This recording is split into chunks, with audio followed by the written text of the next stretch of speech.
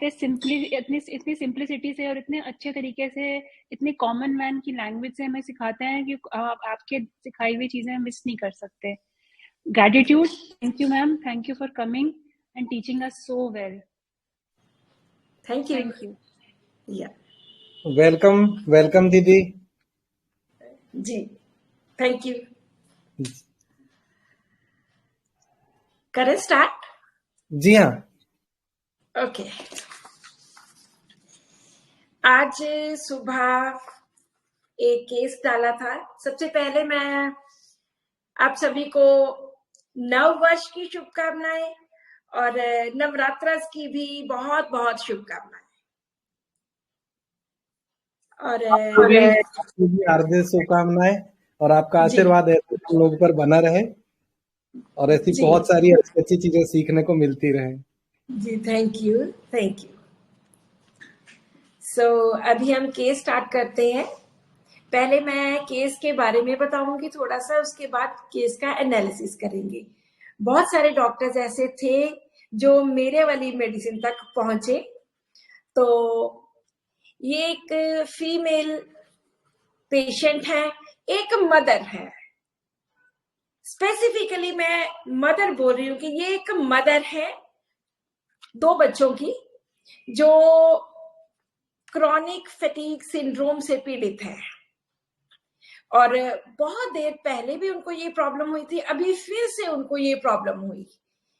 और बहुत extreme weakness, काम नहीं होता, बस उठना, टांगे काम नहीं करती, बैठ जाना, दिल करता बस बैठी रहूं, लेटी रहूं, रेस्ट करती रहूं, कुछ ना करूं. ये नहीं है कि मन नहीं करता, मन भी करता है कुछ करने को कि कुछ करूं, लेकिन उठते हैं फिर बैठ जाते हैं, उठते हैं फिर बैठ जाना, रेस्ट कर लेना, लेट जाना, क्योंकि इनमें हिम्मत ही नहीं है, इनसे उठा ही नहीं जाता. घर की देखभाल नहीं की जाती. और जो सबसे ज्यादा इंपॉर्टेंट इनके लिए था कि ये अपने बच्चों का ध्यान नहीं रख सकती. बच्चों के लिए खाना बनाना होता है, बच्चों को तैयार करना है स्कूल के लिए, बच्चों को पढ़ाना है, वो इनसे नहीं होता है. So this was very important. और इनके मन में है कि बस मुझे जल्दी जल्दी ठीक कर दो, जल्दी ठीक हो जाऊं. और सुबह होते ही प्रॉब्लम स्टार्ट हो जाती है, सुबह से ही. और बहुत दिन हो गए, ये 3-4 महीने हो गए. कोरोना आया, उसने तो सारा काम ही खराब कर दिया. बहुत सारे डॉक्टर्स को कंसल्ट किया, एलोपैथी में एंटी डिप्रेसेंट्स लिए, और भी बहुत सारे डॉक्टर्स ने मेडिसिन दी, लेकिन किसी से कोई फर्क नहीं पड़ा. होम्योपैथी के भी उन्होंने बहुत सारे डॉक्टर्स के नाम बताए कि उन डॉक्टर से दवाई ली, फॉस्फोरस ली, पल्सटिला ली, सीपिया ली, जेलसीमियम ली, यूपिटोरियम पर्फ, सोरायनम, अर्जेंटम निट्रिगम, और पता नहीं क्या क्या कितनी दवाइयों के इन्होंने मुझे नाम बताए कि मैंने इतनी सारी मेडिसिन ली. बेटी है, उसकी बहुत इंपॉर्टेंट क्लास है, शी इज इन +2, वो मैं नहीं पढ़ा सकती, उसका मैं ध्यान नहीं रख सकती. बेटा है, अभी छोटा है, उसका भी मेरे से ध्यान नहीं रखा जा सकता. होता ही नहीं है कुछ भी. मेरा दिल करता है कि करूं कुछ, उठूं. मैं सुबह उठती हूं, जैसे मैं किचन में जाती हूँ मुझे लगता है वो मेरे से नहीं हो रहा, मैं फिर उठ के आके बेड पे लेट जाती हूँ. ऐसे कोई फाइनेंशियल ज्यादा प्रॉब्लम नहीं है, बस कुछ लोन्स वगैरह हैं, सभी के होते हैं लोन्स वगैरह हैं, कोई ऐसी बात नहीं है. मनी वाइज कोई ज्यादा प्रॉब्लम नहीं है, अदरवाइज मैं थोड़ी पैसे कम ही खर्चती हूँ. कोविड से जो पहले की मेरी जिंदगी थी, उससे पहले मैं अपने हस्बैंड के बिजनेस में इतनी हेल्प करवाती थी. मैं सुबह से शाम तक भागे रहना, कभी कुछ करना, कभी कुछ करना, कभी. मुझ में तो इतनी ताकत थी कि पूछो मत. बहुत ज्यादा मैं तेजी से काम करना, 10-10 चाहे गेस्ट आ जाए उनका खाना बनाना बहुत जल्दी से.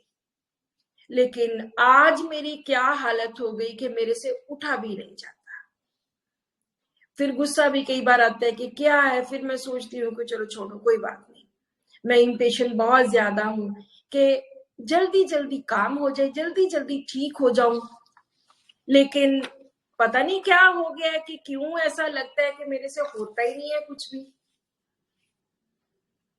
कुछ अच्छा नहीं लगता। बच्चे भी जिद्दी से बनी जा रहे हैं क्योंकि मैं ध्यान ही नहीं रख पाती। बॉडी एक्स, सम गायनी प्रॉब्लम। मुझे हमेशा लगता रहता है कि किसी की सपोर्ट तो हो, कोई तो मेरे पास हो। तो लेकिन किसी की भी सपोर्ट नहीं है फैमिली में। बस परमात्मा पर ही, भगवान पर ही भरोसा है, लेकिन वो भी कई बार डगमगा जाता है।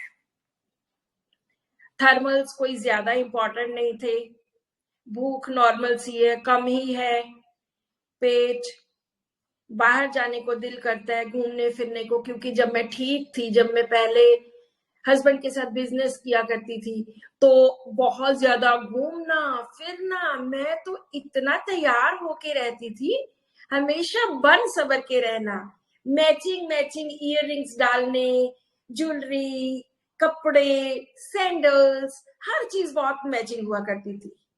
लेकिन अब तो बाहर जाकर भी हैप्पीनेस नहीं मिलती क्योंकि मैं ठीक नहीं रहती। जिंदगी में बहुत स्ट्रगल की है, बहुत ज्यादा एम्बिशियस थी, बहुत ज्यादा मेहनत की है, तो अब मेरी ये हाल हो गई है। So this was the case. इस केस में जो सबसे पहली चीज आती है हमारे सामने,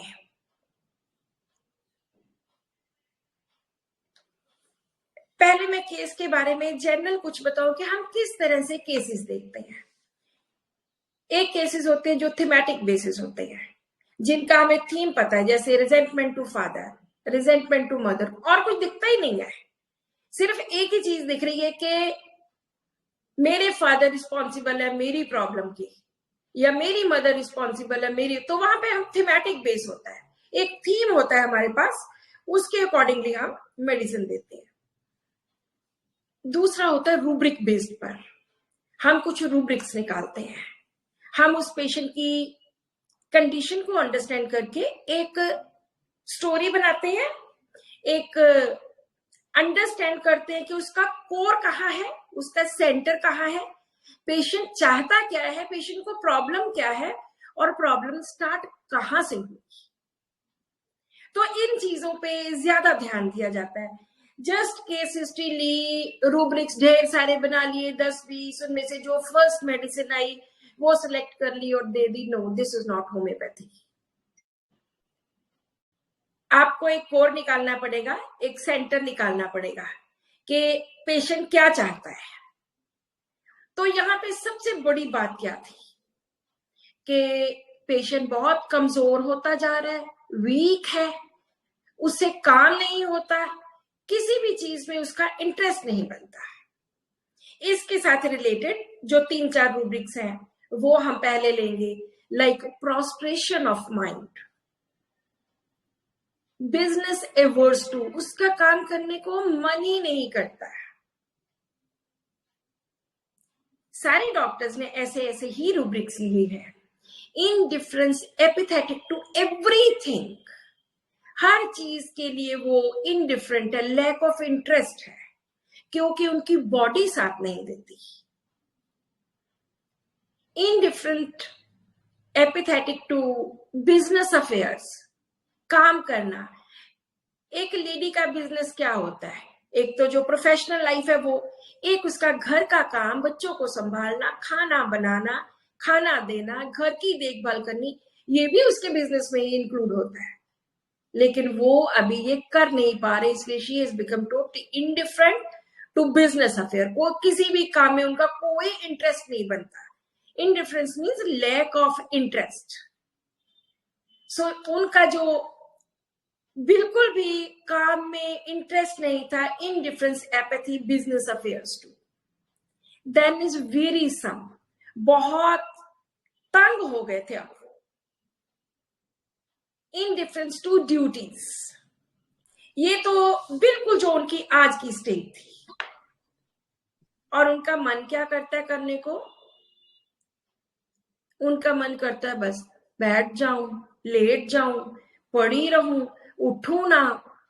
यहाँ पे बहुत सारे doctors bed desire to remain in लेते हैं, लेकिन उन्होंने ये एक भी जगह पे नहीं बोला कि मैं सारा दिन बेड पर पड़ी रहती हूँ, ऐसा नहीं बोला। उन्होंने कहा कि काम करने जाती हूँ, फिर मैं आके बैठ जाती हूँ, फिर मैं उठती हूँ, देखती हूँ, फिर मैं बैठ जाती हूँ, लेट जाती हूँ, बैठ जाती हूँ, बस ऐसे। इसका मतलब बेड डिजायर नहीं। बेड डिजायर में एक इच्छा है लेट जाने की, कि मैं, मेरी जो कंफर्टेबल पोजीशन है, कंफर्टेबल जगह है, वहां पर जाकर लेट जाऊं। लेकिन ये लेटते नहीं है, ये काम करने के लिए उठे, नहीं हुआ, फिर से बैठ गए। सिट इंक्लिनेशन, बैठ जाने की जो प्रवृत्ति है कि बैठ जाओ, और इसके साथ रेस्ट डिजायर, दिल करता है कि बस लेटी रहूं, पड़ी रहूं, बैठी रहूं, रेस्ट करूं। और उसके साथ इन्होंने सबसे जो इंपॉर्टेंट बात बोली, वो इनकी एंजाइटी अबाउट हर चिल्ड्रन। बच्चों के प्रति इनके मन में बहुत था कि मैं बच्चों को ढंग से अटेंड नहीं कर पा रही, बच्चों के साथ मैं उनके लिए खाना नहीं, मैं उठती हूँ, मैं खाना बनाने के लिए उठती हूँ कि मैं उठूं, सुबह उठती हूँ। पहले तो मैं सुबह 4 बजे उठ के भाग दौड़ के सब कुछ करती थी, अब भी मैं उठती हूँ, लेकिन मैं किचन में जाते सारी आकर फिर बैठ जाती हूँ। अब मेरे से होता नहीं है, इतनी थकावट होती, इतनी ज्यादा मैं टायर्ड फील करती हूँ। सो रेस्ट डिजायर इसके साथ, चाहे रेस्ट डिजायर हम उन कंडीशंस में लेते हैं जहां पेशेंट ने बहुत काम किया होता है और उसके बाद उसका मन करता है कि रेस्ट करूं, आराम करूं। सो एंजाइटी चिल्ड्रन अबाउट हिज, ये क्रक्स यहां पर है। प्रोस्ट्रेशन है, वेरीनेस है, शी बिकम्स नाउ इनडिफरेंट, और साथ में एंजाइटी फॉर चिल्ड्रन। जब मैंने ये सारे रूब्रिक्स अपने सॉफ्टवेयर में डाले तो यहां पर मेरे सामने मेडिसिन आई, sepia, sulphur, lachesis, nux vomica, puls, ars, calcarea, phosphoric acid, lycopodium and बहुत सारी पॉलीक्रस्ट मेडिसिन। अब मेरे लिए एक और चैलेंज था, वो चैलेंज था कि इन्होंने ऑलरेडी बहुत रिनाउंड डॉक्टर से, बहुत सारे डॉक्टर से बहुत सारी दवाइयां ले रखी थी, and she knew the name of those medicines, कि मैंने ये ली, मैंने वो ली। तो मेरा ध्यान अब कहाँ गया कि इनको मैं पॉलीक्रस्ट मेडिसिन कोई भी नहीं दूंगी, चाहे वो कोई मेरे फ्रंट पे आए। मैं इनको वो मेडिसिन दूंगी जो इनकी टोटलिटी को कवर करे, जो इनकी पूरी की पूरी हिस्ट्री को कवर करे, और साथ में इनकी प्रोस्ट्रेशन, बच्चों के लिए चिंता, आराम करना, लेटी रहूं, बैठी रहूं, इन चीजों को कवर करे। सीपिया ले चुके थे, सल्फर ले चुके थे, लेकेसिस, नक्सवमिका वगैरह भी ले चुके होंगे। मेरे दिमाग में एक बात आई कि कौन से ऐसे लोग होते हैं जो जिंदगी में बहुत एक्टिव होते हैं इनिशियल स्टेज में, लेकिन बाद में बिल्कुल उनमें एनर्जी नहीं रहती। वो एसिड्स होते हैं। एसिड्स में इनिशियल स्टेज में वो बहुत हरी, बहुत एक्टिविटी, बहुत तेजी होती है जो इनमें थी, और बाद की जो स्टेज आती है उसमें टोटली एग्जॉस्ट हो जाती है।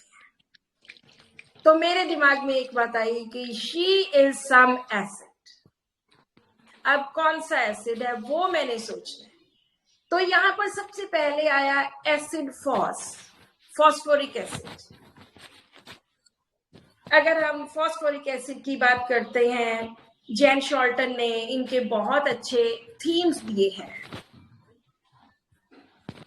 उन्होंने, डॉक्टर जैन शॉल्टन ने, हमने उनका पटियाला में 98 में एक सेमिनार करवाया था 3 days का। तब हमें पता चला कि पीरियोडिक टेबल को उन्होंने किस तरह से बनाया, किस तरह से हमें समझाया। उसमें पीरियोडिक टेबल में 18 कॉलम्स हैं, 7 रोज हैं। एक जगह से एक कॉलम की स्टार्ट होता है, फिर मिडल आता है, फिर एंड आता है। तो उन्होंने हमें समझाया कि यहां से पेशेंट की जिंदगी की शुरुआत होती है। इनिशियल में जो स्टार्टिंग में मेडिसिन है, जो सेंटर वाली मेडिसिन है, वहां पर पेशेंट पूरी ऊंचाई तक पहुंचता है, अपनी जिंदगी की ऊंचाई, जहां पे उसने सब कुछ प्राप्त कर लिया, लाइक ऑरम, लाइक प्लेटिना, इस तरह। और बिल्कुल एंड में 18, 17, 16 वो स्टेजेस आती हैं जहां जिंदगी खत्म होने लग जाती है। तो इस तरह से उन्होंने हमें पीरियोडिक टेबल समझाया कि किस तरह से हम पीरियोडिक टेबल को यूज कर सकते हैं। तो मेरे दिमाग में एकदम आया कि ये एसिड तो कोई है, लेकिन कौन सा है वो समझने की जरूरत है। एसिड में उन्होंने बोला कि सबसे पहले एक्टिव हरिड, बहुत तेजी होती है, बहुत एक्टिव होता है पेशेंट, जो ये पेशेंट थे। फ्रेश, लाइवली जिंदगी होती है। जब इंसान में जिंदगी होती है तो वो अच्छे अच्छे कपड़े पहनता है, jewelleries, matching jewellery, matching shoes, ये सब कुछ पहनता है। बहुत लाइवली, फ्रेश, एक्सट्रोवर्टेड, घूमने का शौक, घूमने, बाहर जाना, कभी कहीं जाना, ये इनकी जिंदगी पहले थी। और उसके बाद क्या होता है? एग्जॉशन की स्टेट आती है। एपैथी एंड एग्जॉशन, सब कुछ एग्जॉस्ट हो गया and patient becomes apathetic, isolation, desire for unity. ये उन्होंने, जेन शॉल्टन ने एसिड का थीम दिया है। उसके साथ अगर हम फॉस्फोरस का थीम जोड़ते हैं, उन्होंने फॉस्फोरस का थीम क्या दिया? कम्युनिकेशन। सबसे पहले कि पेशेंट बहुत बातें करता है। ये मेडिसिन मैंने, फॉस्फोरस मेडिसिन अकेली इसी बेसिस के ऊपर, कम्युनिकेशन बेसिस के ऊपर बहुत सारे पेशेंट्स के लिए यूज की है। Phosphorus, they are sympathetic people. They are genuinely sympathetic people. They need friends, neighbors, brothers. और अगर ना मिले, they become homesick. Phosphorus, language and learning. जो बच्चे बहुत ज्यादा पढ़ते हैं, सारा दिन पढ़ते रहते हैं, और जो पढ़ा हुआ है उसको डिस्कस करना दूसरे लोगों के साथ, वो फॉस्फोरस में आते हैं। इस एक मेडिसिन की अंडरस्टैंडिंग के साथ आपको और बहुत सारे केसेस क्लियर होंगे।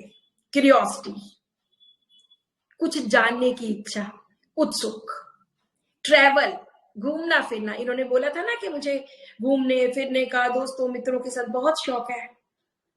ये फॉस्फोरस का थीम था। तो मेरे मन में आया कि इनकी मेडिसिन एसिड फॉस होनी चाहिए। मैं जब भी किसी केस को स्टडी करती हूँ, जब मेरे लिए एक चैलेंज बन जाता है कोई केस, तो मैं उसको जब स्टडी करती हूँ तो मैं उसको एक तरफ से स्टडी नहीं करती कि जेन शॉल्टन ने ये थीम दे दिया तो बस ये तो पक्का हो गया। फिर मैं उस मेडिसिन को अपनी बाकी बुक्स में पढ़ती हूँ। एंड जब मैंने एसिड फॉस को बाकी बुक्स में पढ़ा तो आई वॉज एस्टोनिश्ड कि किस तरह से एसिड फॉस ने इनकी सारी की सारी पिक्चर को कवर किया। सबसे पहले अफेक्शनेट, हम कॉमन रूब्रिक्स की बात करेंगे जो ब्रॉडर सेंस में इनमें वो रूब्रिक्स आए। Elements from business failure, corona आया, सारा कुछ, सारी दुनिया का बहुत बुरा हाल करके गया, इनका भी हुआ। पहले इनका काम बहुत अच्छा चलता था, लेकिन अब सब कुछ खत्म हो गया, फेल हो गया। Element from business failure, elements from cares, worries, बच्चों की केयर करते करते। Elements from disappointment, elements from grief, love disappointed, ailment from work, mental. दिमाग का काम तो होता ही नहीं था, अब तो बिल्कुल ही बंद हो गया था. और एंजाइटी, कहां से मैंने इस केस को पकड़ा? मैंने जितने भी 8-10 रूब्रिक सेलेक्ट किए, उनमें सबसे ज्यादा इंपॉर्टेंट था एंजाइटी चिल्ड्रन अबाउट. जब हम 20-25 साल पहले पढ़ा करते थे तो एंजाइटी चिल्ड्रन अबाउट में सिर्फ 3 मेडिसिन थी. One was acetic acid, second was phosphoric acid and third was rhus tox. मेरे दिमाग में यही बात आई कि ये 3 बेसिक मेडिसिन है. आज तो पता नहीं 15, 18, 20 मेडिसिन ऐड हो गई हैं, लेकिन ये 3 मेडिसिन हैं जिनमें जो बेसिकली शुरू से चलती आ रही हैं, जिनमें एंजाइटी फॉर चिल्ड्रन बहुत है. तो मुझे ये ज्यादा मेरे लिए इंपॉर्टेंट था कि एंजाइटी फॉर चिल्ड्रन मुझे चाहिए. ये किस किस मेडिसिन में था?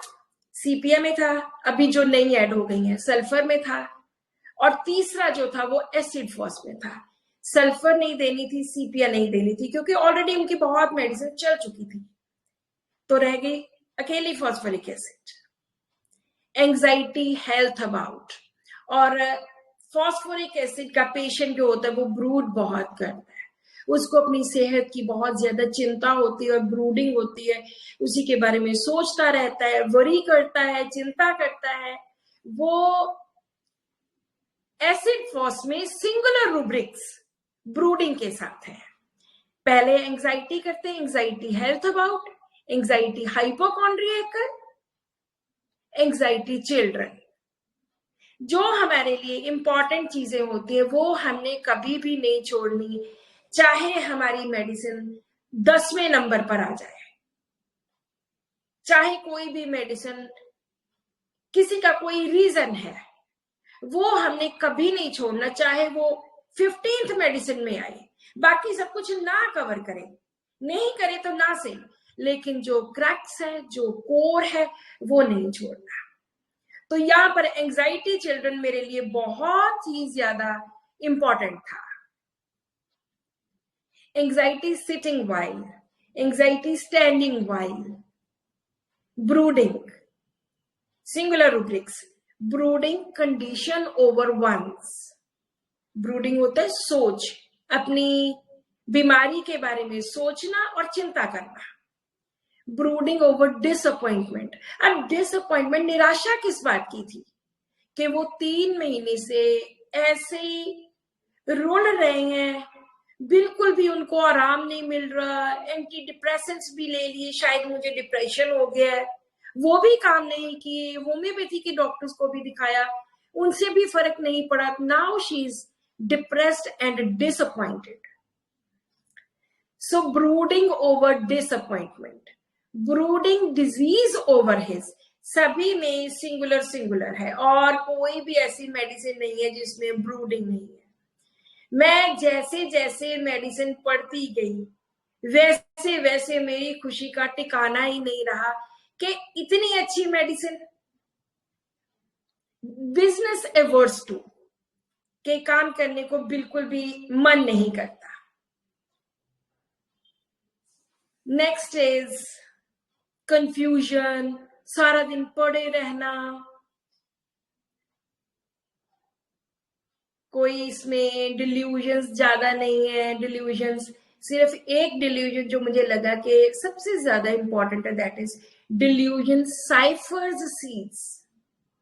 साइफर, बिग जीरो, नथिंग, कुछ भी नहीं, उसको दिख ही नहीं रहा था कुछ भी आगे, सब कुछ खत्म था.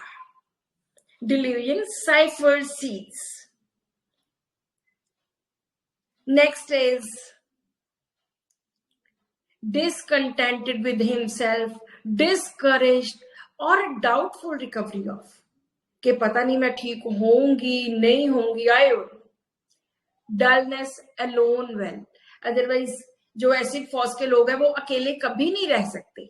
अभी हम इसकी और जो आपकी मेडिसिन है, बेम्बूजा है, सीपिया है, उनके साथ हम कंपैरिजन करेंगे.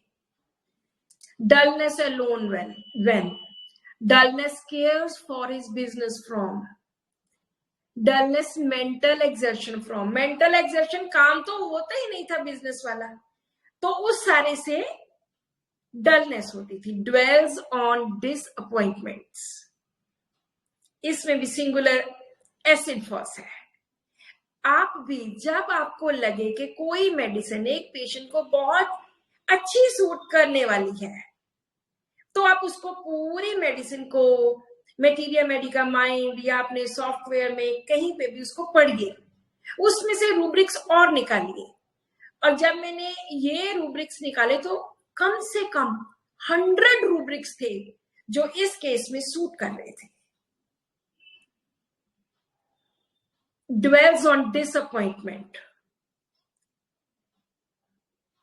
fears कोई हम ज्यादा नहीं लेंगे क्योंकि कोई इतने ज्यादा थे भी नहीं. हाइपोकॉन्ड्रियासिस होता है सेहत की बहुत ज्यादा चिंता करनी. और उन्होंने बोला था कि सुबह से ही बस यही मेरा काम शुरू हो जाता है. इनडिफरेंस मॉर्निंग ऑन वेकिंग, सुबह उठते सार ही, जागने पर ही उनका बस इनडिफरेंस कि मेरे से नहीं होता, मेरा कोई इंटरेस्ट नहीं है करने, मेरे से नहीं होता. Indifference to business affairs, indifference to everything. सारा दिन लेटे रहना या पड़े रहना या बैठे रहना, कुछ ना करना, कितनी बड़ी बात है. और खास करके उसके लिए जो हमेशा इतना एक्टिव रहता था. She has become totally indifferent to everything, हर चीज के लिए. इंडोलेंस होता है फ्री बैठना. एवर्शन टू वर्क, काम नहीं करना. लिमेंटिंग सिकनेस अबाउट हिज, अपनी तकलीफ के बारे में लेमेंट करते रहना कि क्या हो गया, कैसे करूं, क्या हो गया मुझे, कैसी बीमारी लग गई, इस तरह से. Then prostration morning, सुबह से ही. Prostration cares from, prostration sleeplessness with, quiet disposition, rest desire for, आराम, रेस्ट, पूरा दिन रेस्ट करी जाए. Sadness morning on waking, सुबह के टाइम उन्होंने बोला कि सुबह ही सब कुछ स्टार्ट हो जाता है. मॉर्निंग उदास, सुबह morning on waking. Sadness misfortune as a from, जरूरी नहीं होते कि पेशेंट कुछ बातें बोल के बताएं कि हर वर्ड उसके मुंह से निकलना चाहिए, लेकिन हम अंडरस्टैंड कर सकते हैं कि this is about a misfortune, कि इतना एक्टिव बंदा कैसी स्टेज में पहुंच गया, तो उसके लिए वो मिसफॉर्च्यून जैसा था. Sadness quiet, sensitive, serious. Sit inclination to, बैठ जाने की प्रवृत्ति. टॉक इन डिस्पोज टू, बोलना नहीं, बात नहीं करनी. थॉट्स, सारा दिन दिमाग में थॉट्स आते रहना. weary ऑफ लाइफ, wearisome, जिंदगी से हताश हो जाना, बुझ जाना कि मैं तो थक गई. सो इस तरह से वर्क मेंटल इम्पॉसिबल, कि जो मानसिक श्रम है, मानसिक कोई भी काम है, वो नहीं कर सकते. Impossible for her. Work mental impossible morning, सुबह के टाइम. सो एसिड फॉस की बहुत सारी जो एग्रीवेशंस थी वो मॉर्निंग टाइम में थी. I gave her acid phos. जब मैंने ये केस स्टडी किया, उनको फोन किया, तो उन्होंने मुझसे पूछा कि मैं ठीक हो जाऊंगी. मैंने कहा 100% नहीं, आप 500% ठीक होगी. मतलब ही नहीं है कि मैं आपको दवाई दूं और ठीक ना हो, सवाल ही पैदा नहीं होता. दवाई देने से पहले ही मैंने ये अपने दिमाग में सोच लिया था कि 100, 200%, 500% वो ठीक होंगे ही होंगे। तो मैंने उनको कुछ डोजेस बना के दी, 30 में, 200 में, 1 ml में, ताकि टाइम के अकॉर्डिंगली लिया जा सके। फर्स्ट उनको 30 पोटेंसी में 1 डोज दी, उसके बाद उनके हफ्ते बाद उनसे बात की तो उन्होंने कहा 30-40% मुझे बेटर लग रहा है। फिर दूसरी डोज रिपीट की गई 30 की। फिर 15 दिन के बाद उनसे बात की, उन्होंने कहा जी मुझे तो बहुत ज्यादा फर्क है, काफी ज्यादा फर्क है, लेकिन अभी भी जैसे 60-70% फर्क है, अभी भी कुछ रहता है। मैंने कहा डोंट वरी, मैंने बोल दिया ना कि आप ठीक हो जाओगे। उसके बाद उनको 200 की 1 डोज दी। उसके बाद तो वो 100% ठीक हो गए और उन्होंने मुझे 1.5-2 महीने के बाद की बात है, उन्होंने मुझे फोन किया कि डॉक्टर साहब मैंने इतनी काम वाली लगाई हुई थी, मेड्स लगाई हुई थी, मैंने सभी को निकाल दिया, सारे काम मैं खुद करती हूँ, मैं अपने आप ही बस बिल्कुल वैसे जैसी होगी जैसे मैं पहले थी। So this is the mother, वो माँ है जो चिल्ड्रन की, अपने बच्चों की, दोनों बच्चों की इतनी चिंता करती थी, जिसके बेसिस के ऊपर मैंने एसिड फॉस चुनी। बहुत सारी और भी मेडिसिन थी, कोई पल्स वाला कोई रोना नहीं नजर आया, लेक्सिस वाली वो चुस्ती नजर नहीं आई, और इन्होंने बोला था कि मैं पैसे नहीं खर्चती।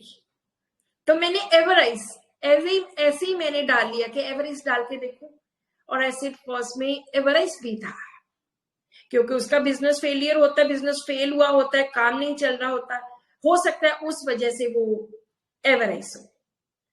तो वहां पर भी एसिड फॉस थी। अगर हम एसिड फॉस का सीपिया को छोड़ो, सीपिया, सल्फर, ये सभी ने बहुत अच्छा इनको ठीक है रूब्रिक्स में आई, लेकिन मेरे अकॉर्डिंगली वो ऑलरेडी कई मेडिसिन ले चुकी थी, इसलिए मैंने इनके बारे में सोचना भी वो समझा कि नहीं, no need to think about these medicine.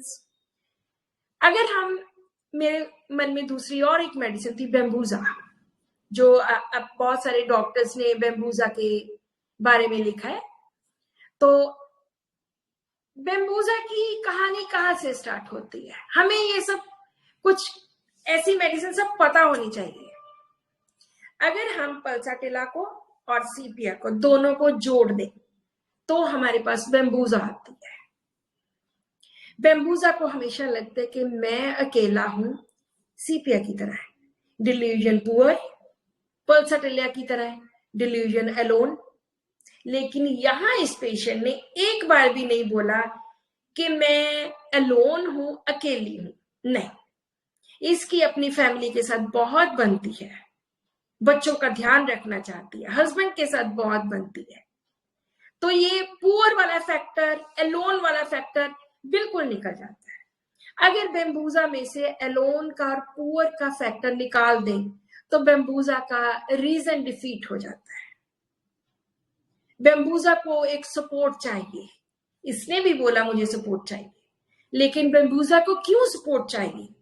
क्योंकि वो अकेली है, उसने जिंदगी में बड़ी जिम्मेदारियां निभाई, बहुत ज्यादा काम किया, बहुत लोगों की मदद की, लेकिन आज वो इस जिंदगी के मोड़ पर बिल्कुल अकेली खड़ी है। उसके पास ना पैसे हैं, ना सेहत है, ना किसी की सपोर्ट है।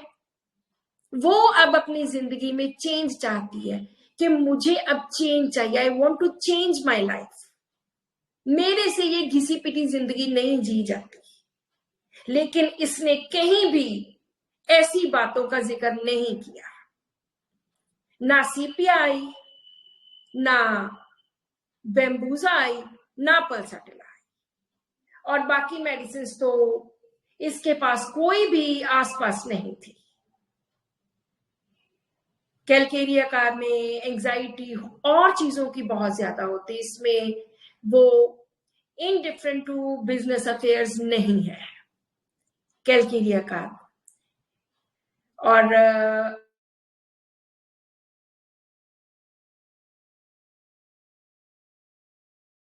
इस तरह से हम कुछ मेडिसिन को डिफरेंशिएट करके एक एक्चुअल सिमिलिमम तक पहुंच सकते हैं। This is a beautiful case of phosphoric acid, जिसमें उस लेडी की इतनी ज्यादा प्रॉब्लम थी, वो सारी की सारी ठीक। और बहुत सारे आपके डॉक्टर्स हैं जिन्होंने जो फॉस्फोरिक एसिड तक पहुंचे, तो उनको बहुत बहुत कॉन्ग्रेचुलेशंस कि एटलीस्ट आपने इतना अच्छा ट्राई किया और आप यहां तक पहुंचे।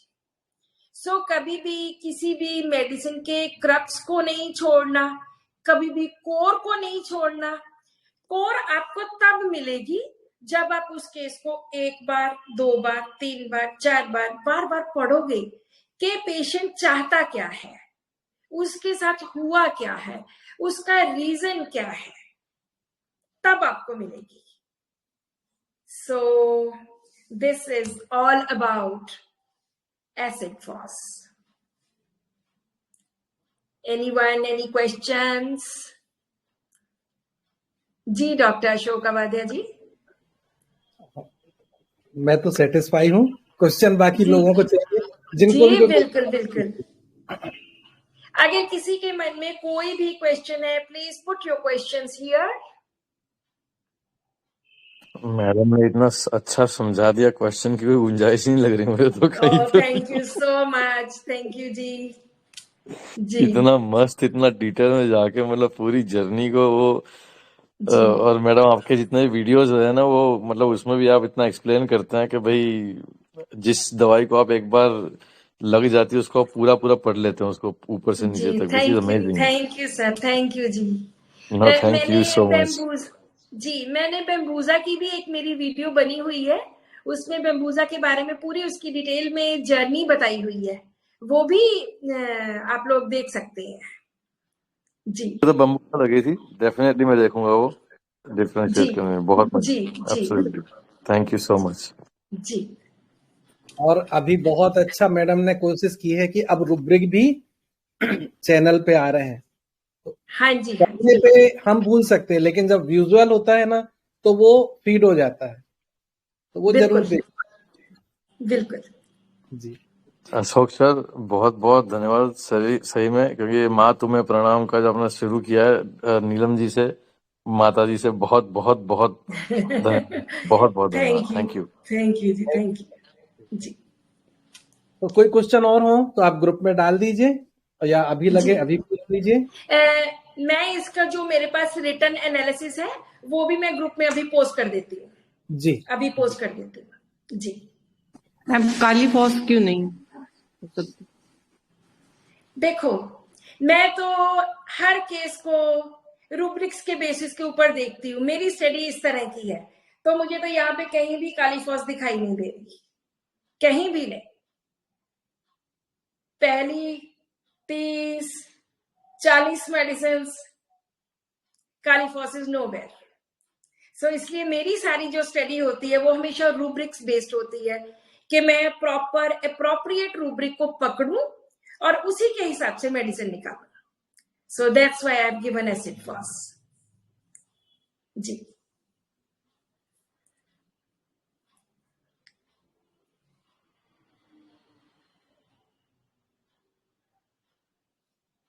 Any other question?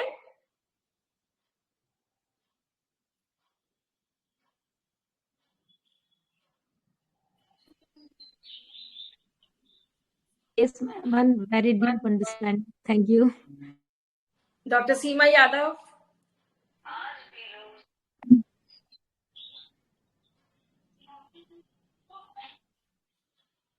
हेलो जी। हाँ, गुड आफ्टरनून मैम। आपने अभी जो जो रूब्रिक सब बताए ना, वो एक बार ग्रुप में शेयर करेंगे तो हाँ जी, अच्छा होगा। मैं अभी ग्रुप में सारा analysis along with that photograph मैं अभी भेजती हूँ, अभी पोस्ट करती हूँ। या डेफिनेटली आपने अदर्स भी रूब्रिक जो बताए, डिटेल में जर्नी बताई जो ओके, हाँ, वो तो थोड़ा लंबा हो जाएगा, क्योंकि वो मैंने सिर्फ देख के पढ़े हैं अभी, तो वो तो शायद नहीं हो पाएंगे, लेकिन जो एनालिसिस निकाला है उसके अकॉर्डिंगली जो है वो मैं पोस्ट कर देती हूँ। श्योर मैम, आप थैंक यू। एसिड फॉस्फेट पढ़िए, उसमें आपको सारे रूब्रिक्स मिल जाएंगे जो भी मैंने बताए हैं।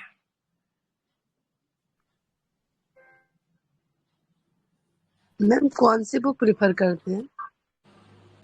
किस चीज के लिए? मटीरिया मेडिका या रेपर्टरी? हम डिटेल पढ़ने के लिए बुक्स। देखो, माइंड की जितनी भी, पहले तो रेपर्टरीज की बात करते हैं। रेपर्टरी हम सिंथेसिस से हमने स्टार्ट किया था, synthesis, complete, combine, Murphy, synthetic, ये सभी की सभी रेपर्टरीज हम यूज करते हैं। और रडार सॉफ्टवेयर है, इसमें बहुत सारे एडिशंस होगी, बहुत ही ज्यादा। सो रडार में बहुत अच्छा दिया गया है। अगर मेडिसिन की स्टडी करनी है तो सैगल्स का जो मटीरिया मेडिका है, परफेक्ट मटीरिया मेडिका, उसमें उन्होंने मेडिसिन, अगर बुक आप लेनी चाहते हैं तो सैगल्स मटीरिया मेडिका है, उसमें बहुत अच्छा, अकेले माइंड पे है, बहुत अच्छी मेडिसिन के सारे रूब्रिक्स दिए गए हैं। लेकिन रडार में एक एनसाइक्लोपीडिया है जिसमें हर मेडिसिन की पूरी डिटेल, सारे ऑथर्स की, ऑलमोस्ट मुझे लगता है 200-400 ऑथर्स की होगी। तो सारा कुछ लैपटॉप के ऊपर ही, कंप्यूटर के ऊपर ही हम इसी के अकॉर्डिंगली करते हैं। और बहुत सारे डॉक्टर्स मुझे लिखते हैं कि कैंट की रेपर्टरी में तो ये रूब्रिक नहीं है या ये मेडिसिन नहीं है। तो मैं सभी को कहती हूँ कि कैंट की जो रेपर्टरी है वो 200 साल पुरानी है, उसमें सिर्फ 90 पेजेस है, और जो हम लोग आजकल इस्तेमाल करते हैं उनमें तो 500 पेजेस है। So there is a lot of difference कि हम पुराने वाला जो वर्जन यूज कर रहे हैं, हम आज के टाइम के हैं, हमें आज अपना सारे टूल्स जो हैं वो शार्प रखने चाहिए। तो जो रेपर्टरीज है, synthesis, Murphy, complete, combine, synthetic, ये सब में से आप चाहे 1 या 2 रेपर्टरीज ले लीजिए, सभी एक जैसी हैं, बहुत अच्छी है। लेकिन कैंट वाली रेपर्टरी आज के टाइम में माइंड पे ज्यादा, आप तो बहुत पीछे रह जाओगे अगर आप कैंट को फॉलो करोगे रेपर्टरी को, तो वो तो बहुत छोटी सी है, उससे काम नहीं चलेगा। सो आई थिंक कि जो मैंने ये रेपर्टरीज एंड बुक्स बताई हैं ये आप खरीदिए और इनके अकॉर्डिंगली आप सीख सकते हैं। और जो मैं रोज रूब्रिक डालती हूँ, every day I post rubric, और उसकी थोड़ी सी 4-5 मिनट की एक्सप्लेनेशन होती है जो मैं यूट्यूब पे डालती हूँ। तो 4-5 मिनट तो सुनने बिल्कुल भी मुश्किल नहीं होते। ये ऐसे नहीं है कि आधे घंटे की वीडियो है आपको देखनी मुश्किल होती है। जस्ट कहीं भी आप जा रहे हो, अपनी कार में लगा लीजिए, 4-5 मिनट में आपको सारे रूब्रिक के बारे में, उसका डीडी, उसके साथ और जो मेडिसिन रिलेटेड है वो आपको मिल जाएंगी। और मैंने कम से कम 150 मेरी वीडियोस हैं अकेले रूब्रिक के ऊपर, 150 से ज्यादा अकेले रूब्रिक की स्टडी के ऊपर, उसके डीडी के ऊपर, उसकी और रिलेटेड रूब्रिक्स के ऊपर। इस तरह से आप उनको सुनिए और उनसे फायदा जरूर उठाइए। जी थैंक यू मैम। जी, thank you any ma'am. Other question? Doctor Ashok ji. Thank you ma'am, आज का सेशन बहुत अच्छा था। जी सर आ गए, अशोक सर आ गए मैम। जी हाँ, मेरा लाइट गोल हो गई थी यहाँ। हाँ जी, तभी थोड़ी देर के लिए ऑफलाइन हो गया था। जी जी जी जी। हाँ हाँ, तो थैंक यू, बहुत बहुत धन्यवाद दीदी। और बस ऐसे ही हम लोगों को अपना नॉलेज देते रहिए। जी बिल्कुल जी, बिल्कुल बिल्कुल। तो मैं थैंक यू माता रानी के नवरात्रस की एक बार फिर से आप सभी को बहुत बहुत बधाई और शुभकामनाएं। और मैं अपने दिल से चाहती हूँ कि होम्योपैथी हर घर घर फैले। और ये कैसे फैल सकती है? अगर हम खुद पर कॉन्फिडेंट होंगे और हमको इतनी नॉलेज होगी अपनी मेडिसिन की, अपने रूब्रिक्स की, अपनी स्टडी की। सो मैं चाहती हूँ कि सभी डॉक्टर्स एक खास लेवल तक पहुंचे, वहां स्टडी करें और अपने पेशेंट्स को ठीक करें, और फुल कॉन्फिडेंस के साथ अपने पेशेंट को बोलिए कि आप पक्का ठीक होगे 100% ठीक होगे। तो उससे पेशेंट में भी एक विश्वास पैदा होता है कि yes I will be alright, तो वो ठीक हो जाता है। जी doctor Ashok. Thank you ma'am for encouraging us. Absolutely, thank you so much. And आपको भी नवरात्रि की बहुत बहुत जी शुभकामनाएं। थैंक यू दीदी, बहुत बहुत ओके धन्यवाद। Thank you so much. सभी ने इतनी शांति से इतने अच्छे ढंग से सुना, सो थैंक यू एवरीवन। सभी को धन्यवाद, थैंक यू। कल भी हमारी क्लास हो गई, कल बहुत अच्छा होगा। डॉक्टर हरमीन भाटिया मैडम आएंगी 2 बजे, तो टाइम टेबल सेट कर रखिए, टाइम एडजस्ट करके रखिए। कल 2 बजे डॉक्टर हरमीन भाटिया मैडम आने वाली हैं। ओके, थैंक यू दीदी। Okay, thank you everyone. Thank you. Thank you sir. Thank you जी। जी।